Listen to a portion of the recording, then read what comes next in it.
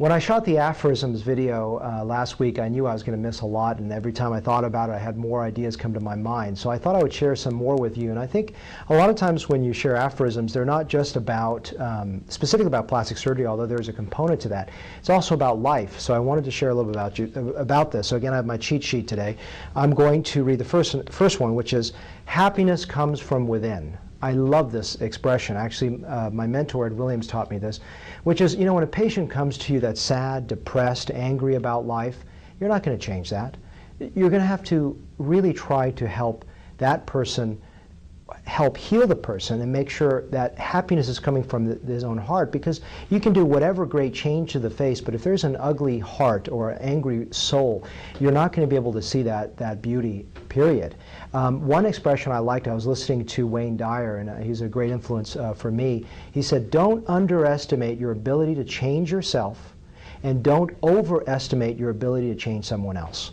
And I think that's important. A lot of times I struggle to help my patients see differently, but you don't need to struggle. You need to just show them the way and help yourself get better. Because if I'm an empty glass of water, nothing to do with aging, but empty glass of water, I'm not here to help anyone. But my goal is to get myself better, and that's what my blogs I write of every day, so that I can help you be better, so we all can be better people. I like this expression, which is, you pay me for as much as what I will do for you as what I won't do for you. What does this mean? What it means is that oftentimes people make cheeks too big, they make brows too high, they make lips too big, and what you're paying me for is discretion of saying, knowing when not to do something and when to do something. So people say, well, you put so little fat in the face. I can pay half the price and get twice the amount of fat in your face. Why would you want to do that? You'll look ugly. I know how to put it in well to balance a face. So the idea is you don't need a lot of anything I do for you. You just need it done well and placed well. And Stephanie, who's filming this, sees when we put fillers in, I structure every little nuance, and I'm able to put not much product in, but I know how to use it well. I like this one. This one specifically deals with lips. You can tell me when to stop, but I must be able also to tell you when to stop. So lips are an important one, which is, the idea is that, look, some people like a really subtle lip, and that's fine with me. I don't need to put a lot into the lip. But here's the thing, too. If you want more, and I think I'm going to make you look worse, I'm going to stop. And that relationship starts from the beginning, where I'm going to tell you, look, I don't think you want more. And I really want to be able to stop you, but you're always able to stop me if you don't want any more. I love this one too. It sort of goes back to the first aphorism, which is the happiness comes from within, which is, you can inspire but you can't motivate. When I was during my fellowship, I did 40 papers. I wrote 40 research papers. I was on fire. I loved everything. I'm passionate. But why does someone wake up at noon and not give a crap? Part of my French. And why, I have a French lady here, so I hate to use that expression. Why do people get up at 7 and just are so excited to get out of bed? It's not because one person is ignorant or stupid, or it's just because that's who they are, and you're not going to change that person. So I like when I get someone, I really like is, high school students that come through watch me, or a college student, or someone that just is on fire for life, and I can see that. Example is, I mentored this African American girl, Christine. She's amazing. I can see the fire in her eyes when she comes here. She's so excited to learn. I don't need to ask her to come here. She came the whole summer. I mean, I gave her an A+, and she'll still here over the summer. Why? Because she was going to get a grade from me? No, she doesn't need a grade. She wants life, and this is her life, is her passion. So, sometimes we try to push people to do too much, and you can't. You can only lead them. You cannot push them. And so you can inspire, but you can't motivate.